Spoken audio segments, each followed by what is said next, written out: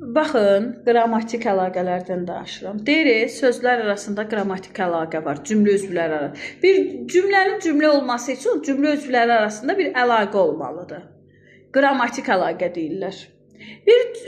Heç bir cümlə üzvü ilə əlaqəyə girməyən bir qrammatik əlaqə qurmur digər sözlərlə. Bir ara sözlərdir, bir də xitabdır. Dedi ya, heç digər cümlə üzvləri ilə qrammatik əlaqəyə girmir. Bir xitabı götürə bilərsiniz, bir də ara sözləri. Gəldik, bəs nələrin arasında əlaqə var? Ümumiyyətlə, əlaqə iki yerə bölünür. Tabelik, tabesizlik. Tabesizlik belədir ki, bərabər hüquqludur da uşaqlar. Sanki sinifdəyi bütün uşaqlar tabesizlik əlaqəsi ilə bir-birlərinə bərabər hüquqlu şəkildə münasibət qururlar da. Hamı bir-birinə bərabərdir. Yəni, heç biri bir-birinə tabe deyil. Bu da harada olur? Elə həmcins üzvlərdir də. Bir-birlərindən heç biri bir-birinə tabe deyil. Hər ikisi bərabər hüquqludur. İstənilən cümlə üzvü həmcinsdirsə, tabesizlik əlaqəsi var o ikisinin arasında. Bir də tabesiz mürəkkəb cümlənin arasında təbii ki, heç biri bir-birinə tabe deyil tabesiz mürəkkəb cümlədə. Gəldim tabellik əlaqəsinə. Artıq burada nə var? Əsas və asılı tərəf var. Birincisi onu deyim ki, bütün söz birləşmələr, istər feili, istər ismi birləşmə arasında nə əlaqəsi var? Mütləq və mütləq tabellik əlaqəsi var. Adətən söz birləşmələrində əsas tərəf hara olur? İkinci tərəf. Birinci tərəf aslı tərəf olur. Sonra, deməli, xırdalamıram, bunlara ehtiyac yoxdur ki, hansının arasında nə var? Əsas odur, feili birləşmə var, ismi birləşmə var.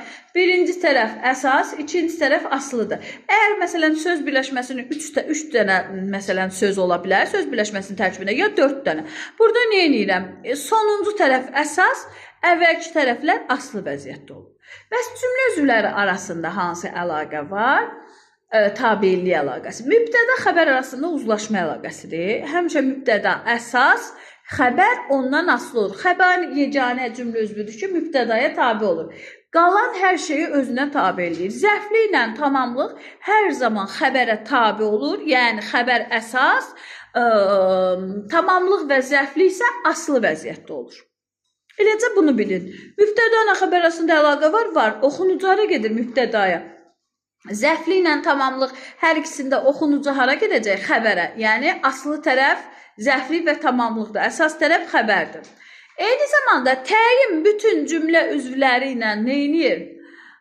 Bütün cümlə üzvlərlə sintaktik əlaqəyə girir. Nəyin qarşı? Məsələn, tamamlığın qarşısında təyin var, tamamlığa tabedir təyin. Təyin bir sözlə nədir? Hər zaman asılı tərəfdir. Hər zaman asılı tərəfdir. Heç vaxt müstəqil olmur da, yəni bu əsas tərəf olsun, olmur. Nə zaman olar? Təyin təyinin qabağındadırsa, birinci təyin, ikinci təyinə, qeyri-həmcins təyinlərdir. İkinci təyinə tabi olur. Amma qalan hansı cümlə üzvünün qabağında təyin varsa, təyin həmin cümlə üzvü ilə əlaqəyə girir və ondan asılı vəziyyətdə olur. Bax, bu tabellik əlaqəsi budur. Sizə verdilər, məsələn, 1, 2, 3, 4, məsələn, cümlə üzvlərinin arasında bir əlaqə qur ki, hansıların arasında var, hansıların arasında yoxdur. Ən qəşəngi variantlara baxaraq, bir-bir cümləni birinci təhlil edirsiniz, sonra baxırsınız, bir-bir hansıların arasında əlaqə varsa çıxdaş edirsən. Məsələn, tutaq mübtəda xəbər 1 mübtədanın nömrəsidir, 5 xəbərin nömrəsidir.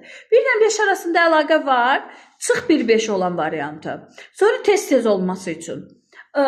Tutaq ki, tamamlıq 3-dür, xəbər 5-dir. Tamamlıqla xəbər arasında %100 əlaqə var. 3-5-ə çıx variantı var. Belə çıxdaş eləyə gəlib axırda olmayanları tapacaqsan. Ən rahat variant odur.